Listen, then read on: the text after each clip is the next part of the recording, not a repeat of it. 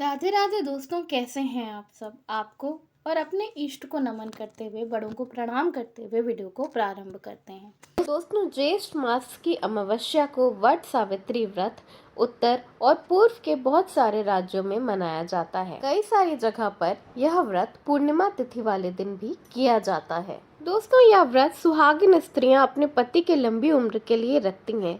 ऐसी मान्यता है कि बरगद के पेड़ में अमावस्या वाले दिन ब्रह्मा विष्णु महेश तीनों का ही वास होता है। तो इस दिन बरगद के पेड़ की पूजा करने से न केवल पति की उम्र लंबी होती है, बल्कि उनकी तरक्की भी होती है, आपके संतान की तरक्की होती है और आपके पूरे घर का भला ही भला होता है। आज मैं आपको बताने जा रही हूँ कुछ नियम जिनका पालन आपको वट सावित्री व्रत वाले दिन, पूजा वाले दिन जरूर करना चाहिए, जिसको करने से आपको व्रत का पूर्ण फल मिलता है। चाहे आप ये व्रत पहले से करती चली आ रही हैं या आपने इस बार पहली बार ये व्रत रखा है या रखने जा रही हैं, फिर भी आपको इन नियमों का पालन ज़रूर करना चाहिए, क्योंकि इन नियमों का पालन करने से ही आपको व्रत का पूर्ण फल मिलता है। ऐसी मान्यता है, शास्त्रों में ऐसा बताया गया है कि वट सावित्री पूजा जिस दिन आपको करनी है, उस दिन के पहले एक दिन पहले भी आपको सात्विक भोजन ही करना चाहिए। जैसे कि नहा खा का नियम होता है, उसका पालन आपको करना चाहिए। उस दिन मांस मदिरा का सेवन बिल्कुल भी नहीं करना चाहिए।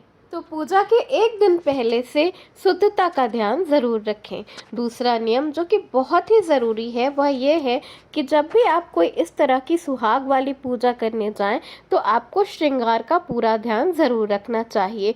16 श्रृंगार करके ही इस तरह की पूजा करनी चाहिए, जिससे कि आपको व्रत का पूर्ण फल मिलता है और आपके सुहाग में वृद्धि होती है, यानी कि आपके पति की उम्र लंबी होती है। कई बार समय के अभाव में हम तैयार नहीं हो पाते, लेकिन फिर भी जब भी आप इस तरह की पूजा करें, तीज का व्रत रखें, करवा चौथ का व्रत रखें, वट सावित्री पूजा करें, इस तरह की कोई भी पूजा जो कि हम अपने पति के लिए विशेष करके करते हैं, उसमें पूरा 16 श्रृंगार जरूर करना चाहिए। और जो शादी का दुपट्टा होता है या चुनरी होती है, उसे जरूर ओढ़ लेना चाहिए। दोस्तों, तीसरा नियम है कि जब आप वट सावित्री पूजा वाले दिन सुबह उठें, तो आपको नहा धोकर सबसे पहले व्रत का संकल्प लेना है और उसके बाद सूर्य देव की पूजा जरूर करनी है। तांबे के पात्र में जल ले लें, कुछ लाल फूल ले लें, उसमें रोली डाल दें और सूर्य भगवान को पूर्व दिशा की तरफ मुंह करके जल जरूर दें। सूर्य भगवान आपके समस्त परिवार को, आपके पति को निरोगी होने का आशीर्वाद देते हैं और उनकी उम्र लंबी होती है और उन्हें यश और कीर्ति भी मिलती है।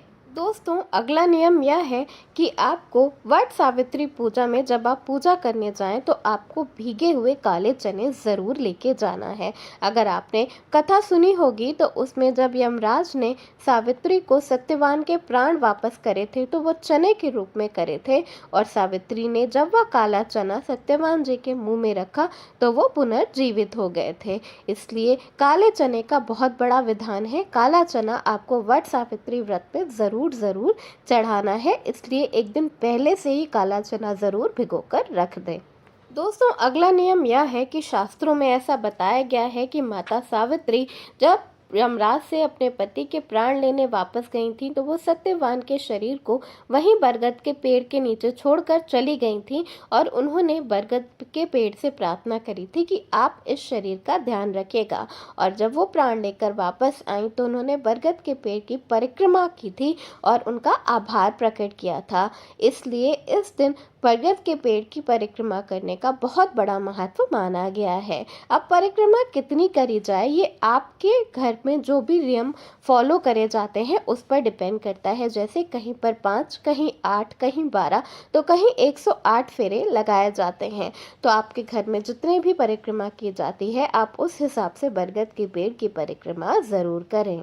दोस्तों, अगला नियम यह है कि वट वृक्ष की पूजा में आपको पंखे का इस्तेमाल अवश्य करना है, यानी कि एक बांस का पंखा आपको वट वृक्ष के नीचे जरूर लेके जाना है। उससे आपको सबसे पहले वट वृक्ष को हवा करनी है, सावित्री, सत्यवान, यमराज को हवा करनी है और उसके बाद जब आप उस पंखे को वापस अपने घर लेकर आएंगी और अपने पति को हवा करेंगी, तभी उनके जीवन में सुख, शांति, समृद्धि आती है। बांस के पंखे को एक बहुत ही ज़रूरी सामान बताया गया है, जो कि आपको वट सावित्री पूजा में ज़रूर चढ़ाना होता है। इसके बाद दोस्तों वट सावित्री पूजा में एक जो बहुत ज़रूरी चीज़ है वो है कच्चा सूत। जी हाँ, जब आप फेरी लगा रहे होते हैं या परिक्रमा लगा रहे होते हैं तो आपको कच्चा सूत बरगद के पेड़ पे लपेटते हुए ही फेरी लगाना है। और उसके बाद जितने भी आप फेरे डालें उसके बाद जो कच्चा सूत बच जाए उसे वहीं पर खोस देना है, उसे वापस अपने घर नहीं ले आना है। कोई भी धागा या कलाई नारा लेके फेरी ना लगाएं। कच्चा सूत बहुत ही आसानी से पूजा की दुकान पर मिल जाता है, लाल रंग का, सफ़ेद रंग का, पीले रंग का। तो आपके परिवार में जो भी रंग लिया जाता हो उस हिसाब से आप उस रंग का कच्चा सूत ले लें। दोस्तों ऐसी मान्यता है कि वट सावित्री पूजा वाले दिन अपने घर से बनाए हुए भोग का ही भोग ले जाकर आपको वट सावित्री के पेड़ के नीचे, वट वृक्ष के नीचे सावित्री को, सत्यवान को, यमराज को और वट वृक्ष को लगाना चाहिए। तो बहुत सारे जगह पर आटा से हलवा बनाया जाता है, आटा की छोटी छोटी पूड़ियाँ बनाई जाती हैं, गोलियाँ बनाई जाती हैं। कई जगह पर हलवा पूड़ी बनाया जाता है, बिहार में ठेकुआ बनाया जाता है। और जिनसे कुछ भी नहीं हो पाता है वो मिठाई खरीद कर चढ़ा देते हैं। तो जैसा आपके घर में नियम है वही उसी नियम से आपको काम करना है। पर आपको इस बात की कोशिश ज़रूर करनी चाहिए कि आप अपने घर से कुछ शुद्धता से बना कर ले जाएं और ले जाकर बरगद के पेड़ के नीचे चढ़ाएं। दोस्तों कई सारे प्रांत में चावल को पीसकर और उसके बाद उसमें थोड़ी सी हल्दी मिलाकर और बरगद के पेड़ के ऊपर उससे हाथ से छापे लगाए जाते हैं। ये छापे शुभता का प्रतीक होते हैं। ऐसा करने से आपकी ज़िंदगी में सुख शांति समृद्धि का वास होता है। तो ये कई सारे प्रांतों में होता है और कई सारे प्रांतों में नहीं भी होता है, या थोड़ा बहुत बदलाव करके कई कई प्रांत में होता है। तो जैसा आपके घर में होता है आप वैसा कर सकते हैं। अगर आपके घर में ऐसा छापे लगाने का नियम नहीं है तो भी आप इस नियम को शुरू कर सकते हैं। ऐसा करने से आपके घर में शुभता आती है। दोस्तों 10वां और आखिरी नियम है वो जो है व्रत खोलने पर है। तो व्रत कब खोला जाता है ये हर एक प्रांत में अलग अलग होता है। जैसे यूपी में वहीं बरगद के पेड़ के नीचे ही चने को खाकर व्रत खोला जाता है, कहीं पर घर आकर प्रसाद खाकर खोला जाता है, कहीं शाम तक का व्रत होता है और कहीं कहीं अगले दिन तक का व्रत होता है। तो आपके प्रांत में, आपके घर में जैसा भी नियम चलता हो आप उस हिसाब से व्रत का पालन करें। पर व्रत का पालन करते हुए आपको प्रसाद ग्रहण करना चाहिए, क्योंकि ऐसी मान्यता है कि बरगद के पेड़ का, सत्यवान का, सावित्री का और यमराज की पूजा करने के बाद जो प्रसाद होता है उस प्रसाद को ग्रहण करने से आपके पति की उम्र लंबी होती है।